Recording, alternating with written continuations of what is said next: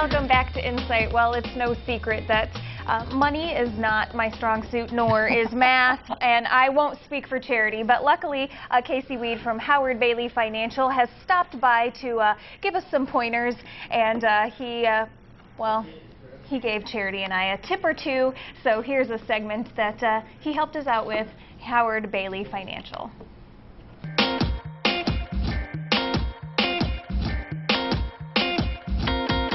Welcome back to Insight. We are joined, as always, on Fridays by Casey Weed from Howard Bailey Financial, and he's, you know, trying to help us.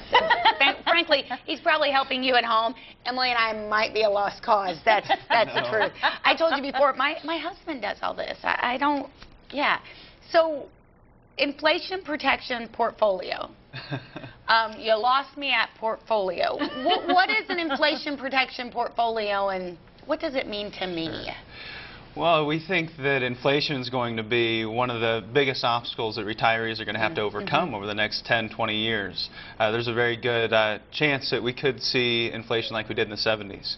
And if we do have that, then we need to have some place that we can put our money to protect ourselves. And a lot of people are talking about gold today. You probably hear the infomercials every single day. And see the crazy people standing on the side of the street. Yeah, you see they flip their signs. And is that the safest way to do it, though, is the question. You know, should we put all of our inflation-protected money into gold?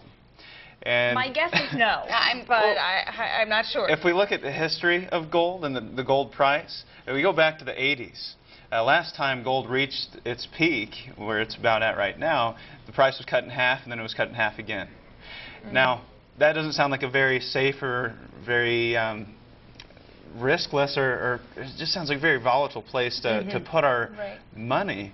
And I wouldn't necessarily say that gold's not going to go to 3,000. It very well might, but there is a lot of risk there.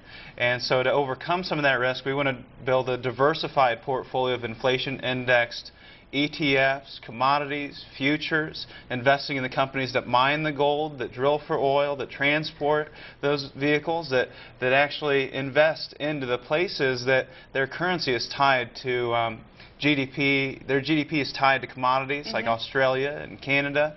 You just have to create a very diversified portfolio of these different inflation-indexed vehicles that can create a more stable return for you if we do see high rates of inflation in the future. And that makes sense. I mean, we've talked about on Fridays before the percentage of how much you keep safer, you know, and more conservative, and how much you risk. We talk about saving for retirement. Is part of that, under that wing, is it us also saving for like long-term care if something should happen to us physically or, in my case, mentally? Is that something we save for as well, or should save for? Well, there's ways of doing that, and I don't know if you've ever looked into long-term care insurance, either one of you? No.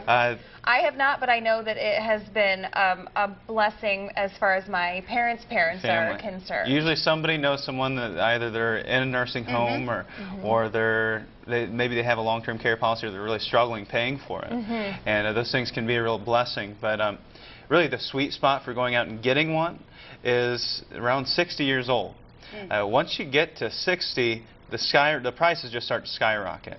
I just met with a gentleman in Columbia City a few weeks ago, and he was being quoted at $10,000 a year, and he was about 65. It's about $1,000 a month.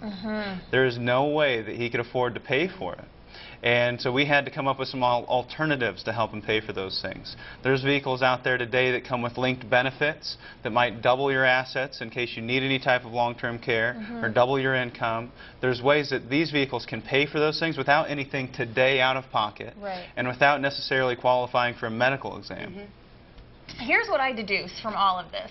I need to make an appointment and come see you. Yeah, absolutely, because I feel like there are so many layers, and so much of it is very personal, you know, based on one's specific situation. So what I may need is probably completely different than what you need. So it's a matter of really breaking it down with a planner. We only have just a second left, but retirement. We all dream about it. I mean, what constitutes retirement? Can I be retired and still be working a little bit? How? Sure. And how much? Retirement can be whatever you want it to be. Well, I'm going to need to come see you plan. for that. Yes, yes. To me, retirement is really doing what you want when you want to do it. If you want to continue to work part-time, go ahead and do it. I see a lot of people that are getting close to retirement and they go, I don't know if I really want to retire. I'm kind of unsure if I want to stop working. I kind of like what I do. And if you're in that boat, then why are you retiring? Right. I mean, do whatever you want to do. Nobody's forcing you to retire. But if you do decide to retire, make sure your focus isn't about money, because retirement isn't about money. You're not supposed to be waking up at 6 o'clock every morning worrying about the stock market.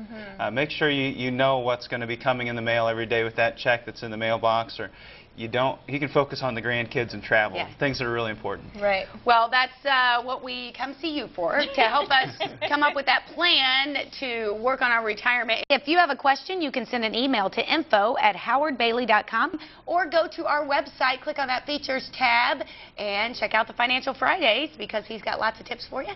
We'll see you again next Friday, and we'll be right back on Insight.